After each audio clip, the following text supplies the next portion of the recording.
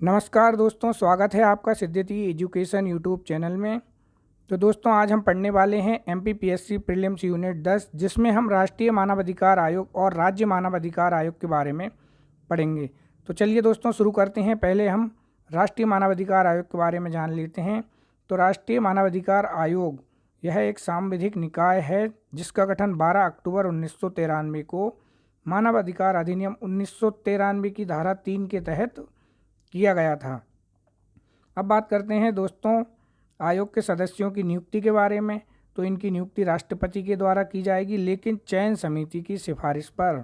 नियुक्ति राष्ट्रपति के द्वारा की जाएगी, चयन समिति की सिफारिश पर। तो चयन समिति में कौन कौन होंगे? तो दोस्तों इसमें 6 सदस्य होते हैं, जिसमें अध्यक्ष प्रधानमंत्री होंगे। लोकसभा में लोकसभा के अध्यक्ष और लोकसभा के विपक्ष के नेता होंगे। राज्यसभा के उपसभापति और राज्यसभा में विपक्ष के नेता होंगे। वहीं केंद्रीय गृह मंत्री इसमें शामिल होंगे। तो यह 6 सदस्यीय समिति की सिफारिश पर राष्ट्रपति सदस्यों की नियुक्ति करते हैं। अब बात करते हैं दोस्तों कार्यकाल की। तो इनका कार्यकाल 3 वर्ष या 70 वर्ष जो भी पहले होता है, यह पुनर्नियुक्ति के पात्र होते हैं। अब बात करते हैं दोस्तों त्यागपत्र की। तो त्यागपत्र राष्ट्रपति को देंगे, नियुक्ति भी राष्ट्रपति करेंगे और त्यागपत्र भी राष्ट्रपति को ही सौंपेंगे। अब निष्कासन की बात करते हैं। तो निष्कासन इनका राष्ट्रपति के द्वारा किया जाता है। हटाने की प्रक्रिया होगी क्या, आधार क्या होंगे? तो राष्ट्रपति 2 तरह से हटा सकते हैं। एक तो इनको डायरेक्ट हटा सकते हैं। डायरेक्ट हटाने के आधार क्या होंगे? दिवालिया होने पर या फिर मानसिक या फिर शारीरिक अक्षमता होने पर, या किसी विषय में दोषी पाए जाने पर, या फिर पद का दुरुपयोग करने पर। इन आधार पर राष्ट्रपति इनको डायरेक्ट हटा सकते हैं।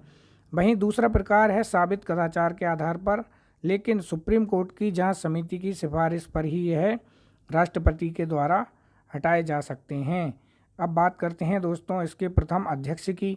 तो इसके प्रथम अध्यक्ष दोस्तों रंगनाथ मिश्रा थे।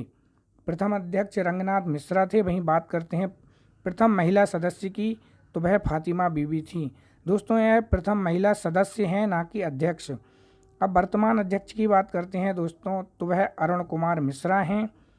अरुण कुमार मिश्रा वर्तमान अध्यक्ष हैं, जो कि उच्चतम न्यायालय का पूर्व न्यायाधीश या मुख्य न्यायाधीश हों, उन्हीं को अध्यक्ष के रूप में नियुक्त किया जाता है। दोस्तों यह ध्यान रखने की बात है कि अध्यक्ष वही नियुक्त किए जाएंगे जो कि उच्चतम न्यायालय के पूर्व न्यायाधीश या फिर मुख्य न्यायाधीश रहे हों, उन्हीं को अध्यक्ष के रूप में नियुक्त किया जाता है। अब बात करते हैं दोस्तों सदस्य की। तो इसमें 3 गैर न्यायिक सदस्य होंगे और 2 न्यायिक सदस्य होंगे। तो गैर न्यायिक सदस्य मानव अधिकार के ज्ञाता होंगे, जिनमें एक महिला होना अनिवार्य है।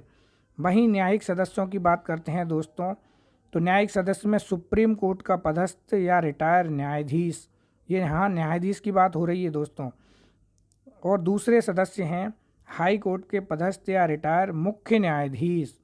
अब दोस्तों न्यायिक सदस्यों में इस बात पर ज़रूर ध्यान देना कि सुप्रीम कोर्ट के पदस्थ या रिटायर न्यायाधीश होंगे, या फिर दूसरे सदस्य हाई कोर्ट के पदस्थ या रिटायर मुख्य न्यायाधीश होंगे। हाई कोर्ट के मुख्य न्यायाधीश होंगे और सुप्रीम कोर्ट के सिर्फ न्यायाधीश होंगे। अब बात करते हैं दोस्तों 7 सदस्य इसके पदेन सदस्य होते हैं।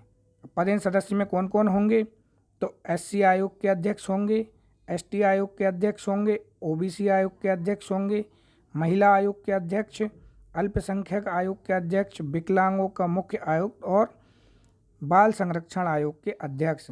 यह 7 पदेन सदस्य होते हैं और इस आयोग में टोटल 13 सदस्य होते हैं दोस्तों।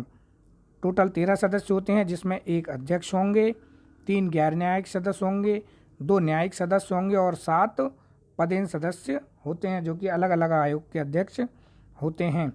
अब बात करते हैं दोस्तों इनकी रिपोर्ट की। तो वार्षिक रिपोर्ट यह है अपनी केंद्र सरकार को देंगे, केंद्र सरकार संसद के समक्ष रखेंगी। अब बात करते हैं अब तक के अध्यक्ष कौन कौन रहे हैं। तो अब तक के अध्यक्ष रहे हैं इनके Ranganath Mishra, M Venkatachaliah, JS Verma, AS Anand, Shivraj B Patil, S Rajendra Babu, Govind Prasad Mathur, K G Balakrishna, C Joseph, H L Dattu और वर्तमान में अरुण मिश्रा इनके अध्यक्ष हैं। अब बात करते हैं दोस्तों हम मध्य प्रदेश राज्य मानवाधिकार आयोग की।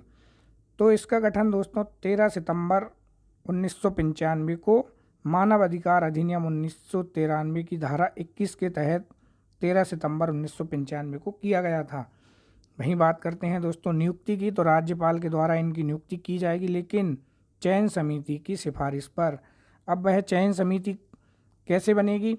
तो पहला है कि उसमें एक अध्यक्ष होंगे जो कि मुख्यमंत्री होंगे, दूसरे विधानसभा के अध्यक्ष या फिर विधानसभा में विपक्ष के नेता होंगे, जहां विधान परिषद है वहां पे विधान परिषद के सभापति और विपक्ष के नेता भी इसमें शामिल होंगे, और एक होंगे राज्य के गृह मंत्री। तो राज्य के गृह मंत्री भी इसमें शामिल होंगे। तो दोस्तों यह 4 या 6 सदस्यीय समिति होती है। जहाँ पे विधान परिषद नहीं है वहाँ पे 4 सदस्य समिति होगी, और जहाँ विधान परिषद है वहाँ पे 6 सदस्य समिति होगी। तो इस समिति की सिफारिश पर ही राज्यपाल के द्वारा आयोग के सदस्यों की नियुक्ति की जाती है। अब कार्यकाल की बात करते हैं तो दोस्तों 3 वर्ष या 70 वर्ष जो भी पहले हो यह पुनर्नियुक्ति के पात्र होंगे।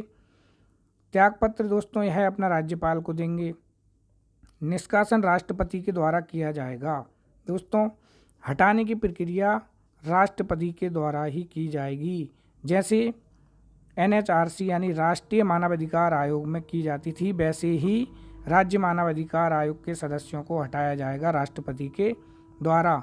तो ये भी 2 तरह से हटा सकते हैं। पहला वही दिवालिया होने पर, या फिर शारीरिक या मानसिक अक्षम होने पर, या कि पद का दुरुपयोग करने पर, या फिर किसी अन्यत्र नियोजन में लिप्त होने पर, या किसी विषय पर दोषी पाए जाने पर या सजा होने पर राष्ट्रपति इनको डायरेक्ट हटा सकते हैं। और दूसरा प्रकार साबित कदाचार के आधार पर सुप्रीम कोर्ट की जांच समिति की सिफारिश पर यह राष्ट्रपति इनको हटा सकते हैं।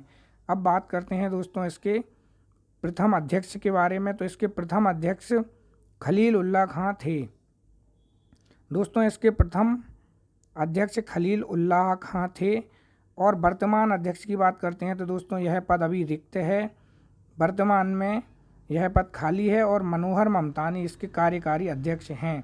तो दोस्तों यह 3 सदस्यीय आयोग है, जिसमें एक अध्यक्ष होते हैं, एक न्यायिक सदस्य होते हैं और एक गैर न्यायिक सदस्य होते हैं।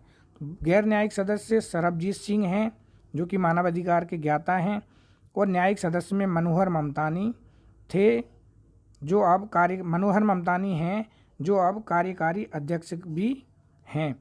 इसी के साथ में वार्षिक रिपोर्ट की बात करते हैं तो यह अपनी वार्षिक रिपोर्ट राज्य सरकार को सौंपेंगे, राज्य सरकार विधानमंडल के समक्ष रखवाएगी। इसी के साथ उम्मीद करता हूं दोस्तों ये वीडियो आपको पसंद आया होगा। अगर वीडियो पसंद आया हो तो लाइक और शेयर करें। वहीं अगर चैनल पे नए हैं तो चैनल को सब्सक्राइब करें ताकि आने वाले वीडियो आपको जल्द से जल्द प्राप्त हो सकें। इसी के साथ धन्यवाद।